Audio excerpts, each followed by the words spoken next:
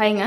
இன்றைக்கி வீடியோவில் பிகினர்ஸ்க்கு ரொம்ப பேருக்கு இருக்கக்கூடிய ஒரு டவுட்டை தான் நான் இந்த வீடியோவில் கிளியர் பண்ண போகிறேன். அது என்னென்னு பார்த்தீங்கன்னா, இந்த மாதிரி ஷார்ப் எட்ஜஸ் கொண்டுட்டு போயிட்டு நம்ம எப்படி திரும்பி அந்த ஷார்ப் எட்ஜஸ் கொடுக்குறது அப்படின்றது தான் இந்த வீடியோவில் நான் ரொம்ப தெளிவாக சொல்ல போகிறேன். 2 சில்க் த்ரெட் எடுத்துகிட்டு நாட் பண்ணி எடுத்து வச்சுருக்கேன். த்ரெட்டுக்கான அயர்ன் நீடில் நான் எடுத்துட்டேன். இப்போது இங்கே ஸ்டார்ட் பண்ணும்போது நம்ம எப்போவுமே ஆப்போசிட்டில் லாக் வச்சுட்டு தான் ஸ்டார்ட் பண்ணணும். ரொம்ப பெரிய செயினாகவும் இல்லாமல் ரொம்ப குட்டி செயினாக இல்லாமையும் நீங்கள் போட்டுக்கோங்க. இந்த மாதிரி ஒரு த்ரெட்டு மட்டும் வந்துச்சு அப்படின்னாக்க நீங்கள் மறுபடியும் உள்ளே போய் கீழே விட்டுட்டு ஒரு ஸ்டிச்சை உருவிட்டு மறுபடியும் நீங்கள் சேர்த்து எடுத்துக்கோங்க த்ரெட்டை.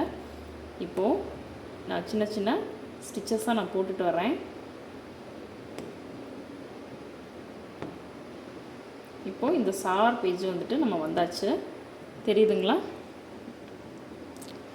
இப்போது நம்மளுக்கு இந்த ட்ராயிங் வந்துட்டு இப்படி கீழே வருது. நான் ஃப்ரீ ஹேண்டில் தான் ட்ரா பண்ணி வச்சுருக்கேன். இப்படி கீழே வருது. ஸோ நம்ம எந்த சைடு வரணுமோ அதுக்கு ஆப்போசிட் சைடில் ஒரு குட்டி லாக் வச்சுட்டு நீங்கள் மறுபடியும் கண்டினியூ பண்ணலாம் நம்மளோட செயின் ஸ்டிச்சை. ஆரியில் ரொம்ப முக்கியமானது செயின் ஸ்டிச்சு. அதை ஷார்ப் எட்ஜஸ் எப்படி வைக்கிறது அப்படின்னு தெரியாதவங்களுக்கு இந்த வீடியோ ரொம்ப யூஸ்ஃபுல்லாக இருக்கும்னு நினைக்கிறேன். இந்த ஷார்ப் எட்ஜஸ் வரைக்கும் நான் வந்துட்டேன்.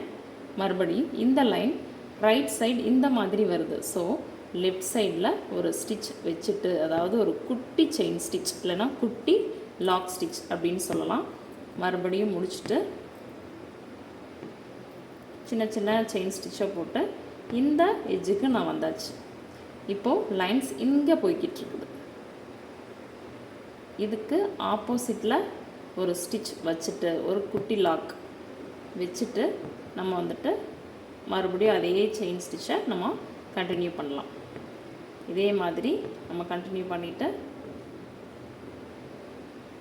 வந்தோம் அப்படின்னாக்கா உங்களுக்கு வந்துட்டு ப்ராப்பரான நீட்டான ஃபினிஷிங்கில் உங்களோட ட்ராயிங் இருக்கும். நீங்கள் எப்படி போட்டிங்க, எப்படி ட்ரா பண்ணியிருக்கீங்களோ அதே மாதிரி உங்களோட ஒர்க்கோட அவுட்புட்டும் இருக்கும். இப்போது இது வரைக்கும் நம்ம வந்துட்டு ஸ்டிச் பண்ணியாச்சு. ஆப்போசிட்டில் ஒரு லாக் வச்சுட்டு அகைன் ஸ்டார்ட் பண்ணணும். இப்போது நான் ட்ரா பண்ணியிருக்கிற மாதிரியே உங்களுக்கு அவுட்புட் கிடச்சிருக்கு பார்த்தீங்களா? நான் ஃப்ரீ ஹேண்டில் தான் ட்ரா பண்ணியிருக்கேன். ஸோ நான் எப்படி ட்ரா பண்ணணும் அதே மாதிரியான அவுட்புட் உங்களுக்கு கிடச்சிருக்கு. வெளியில் மழை பெய்கிறதுனால உங்களுக்கு வந்துட்டு வீடியோ கொஞ்சம் டல்லாக இருக்கிற மாதிரி இருக்கும். நான் ஃப்ளாஷ் போட்டு தான் எடுத்திருக்கேன். வீடியோ தெளிவாக இருக்கா இல்லையா அப்படின்றத கீழே கமெண்ட் பண்ணுங்கள். இனிமேல் வந்துட்டு நம்மளோட சேனலில் ரெகுலராக வீடியோஸ் வரும். ஏன்னா நம்ம வந்துட்டு வீடு ஷிஃப்டிங்கில் இருந்தோம். ஸோ இப்போ தமிழ்நாடு டு ஆந்திராவுக்கு வீடு ஷிஃப்ட் பண்ணியாச்சு. இனி வந்துட்டு ரெகுலராக நம்மளோட வீடியோஸை நீங்கள் எதிர்பார்க்கலாம்.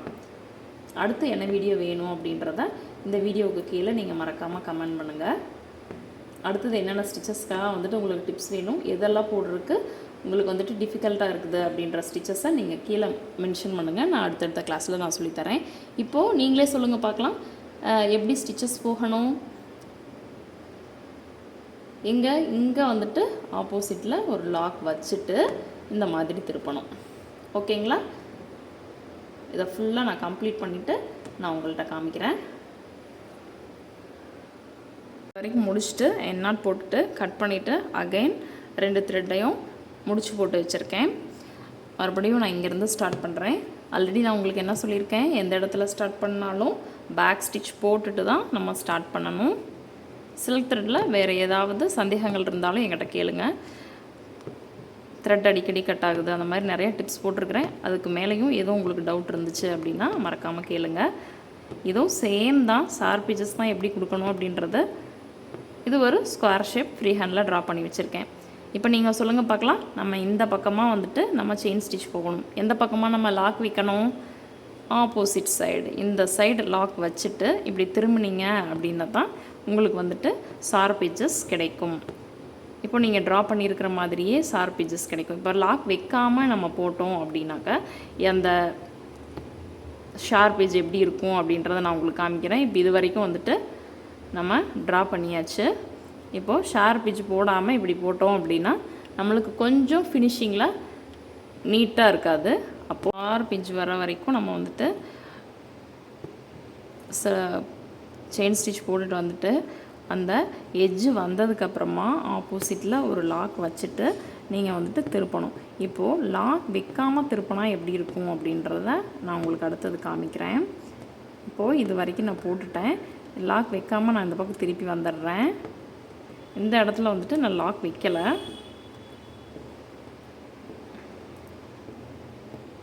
இப்போது இந்த இடம் வந்துருச்சு.